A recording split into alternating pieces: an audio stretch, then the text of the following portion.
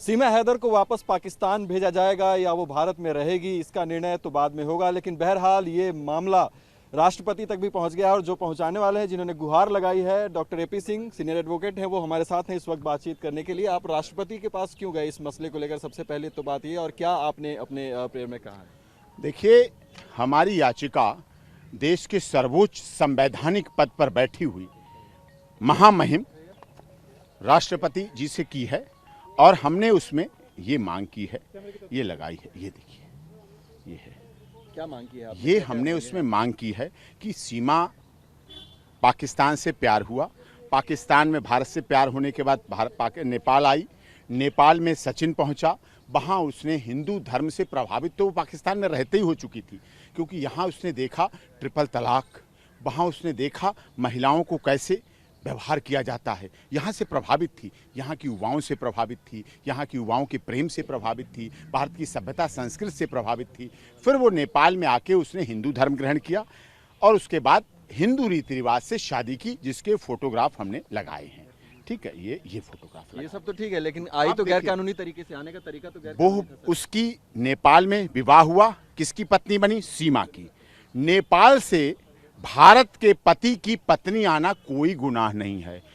भारत से नेपाल के पति और नेपाल के दामाद का जाना कोई गुनाह नहीं है। कोई वीज़ा मेरा नहीं लगता, आपका नहीं लगता, आप सब वरिष्ठ पत्रकार हो। भारत और नेपाल में वीज़ा नहीं लगता।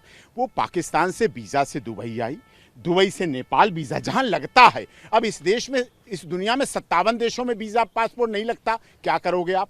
अभी आप फ्लाइट पे चलो, वहाँ नेपाल उतरोगे, काठमांडू त्रिभुवन इंटरनेशनल एयरपोर्ट पर आपको स्वागत करेगा। तो ये चीज़ नहीं है। अगर उसने प्यार किया है, अब आप कहेंगे थोड़ा गैर कानूनी, थोड़ा इतना उसने किया, इसकी वजह से उसको 14 फॉरेनर एक्ट में FIR दर्ज हुई, उसकी बेल हुई जेल के बाद, और वो सारी कंडीशन जो अंडरवर्ल्ड कोर्ट ने लगाई उनको पालन कर रही है। ATS जांच कर रही है उसका A to Z, जो चीज़ जरा सी थोड़ी सी चीज़ थी, सारी चीज़ें 15 पेज में उसके सामानों की लिस्ट लगाई है मैंने, जो चीज़ें उसने ATS को सौंपी हैं, सौंप दी। अब जांच हो रही है, फ़ोन रख दिए, सब पासपोर्ट दे दिए, सब कुछ हो गया। अब उसका रजिस्ट्रेशन के लिए जब वो DM के वहाँ पहुँची तो ये बातें आई, उसके बाद वो ATS में भाग ले रही। मैं कह रहा हूँ आपने जांच कर ली और जांच करिए। मैंने इसमें राष्ट्रपति महोदय से प्रार्थना की है कि आप CBI जांच कराइए, आप NIA से जांच कराइए, आप RA से जांच कराइए, आप पाकिस्तान के दूतावास जो भारत का है, नेपाल के दूतावास जो भारत का है, दुबई के दूतावास जो भारत का है, से जांच कराइए, बेहतर जांच कराइए। आप लाइट डिटेक्टर टेस्ट कराइए। जांच तो चली रही है, ऑलरेडी एजेंसियां जांच कर रही है, लेकिन अगर आप नागरिकता दिलाना चाहते हैं तो गृह मंत्रालय भी कभी अपराधी कहता है, गृह मंत्रालय सर्वोच्च सत्ता किसकी है? सर्वोच्च पावर देश की महाम में। आप मुझे डिमोट क्यों कर रहे हैं?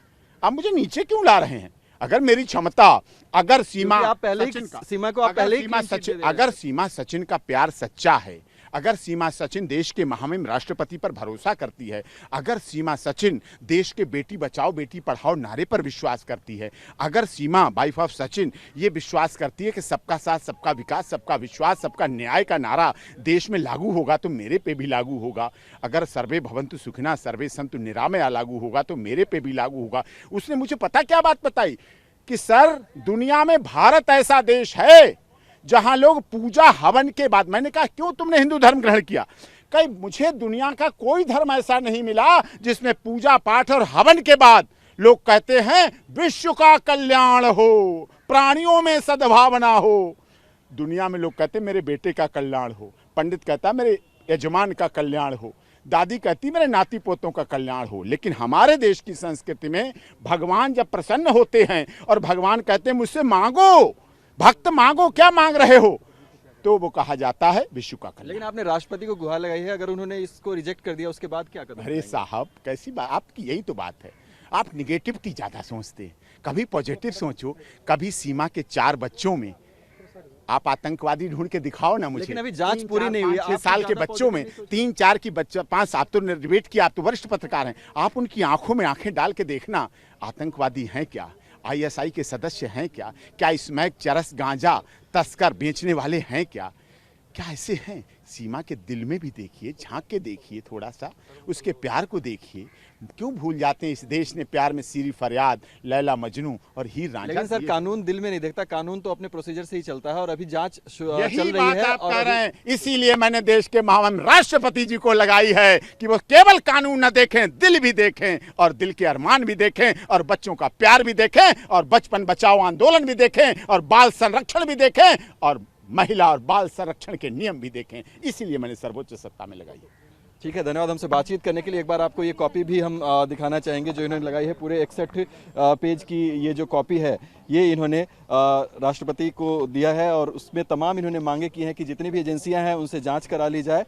और इसमें इन्होंने कई एफिडेविट्स भी दिए हैं। पूरे 61 पेज की ये एफिडेविट है जिसमें आप देख सकते हैं कि सीमा हैदर और सचिन के साथ जो है वो तमाम जो तस्वीरें भी इसमें लगाई है, उन्होंने एफिडेविट लगाए हैं और तमाम ऐसे जो कागजात होते हैं उनके सामानों की लिस्ट होती है। इन्होंने जब शादी के बाद एक फ़ोटो खिंचवाई थी वो लगाई है और इन सारी चीज़ों को लगाकर राष्ट्रपति से बाकायदा गुहार लगाई है। आप देख सकते हैं कि यहाँ पर तमाम सचिन के हैं, सीमा के सिग्नेचर हैं और एपी सिंह के सिग्नेचर हैं।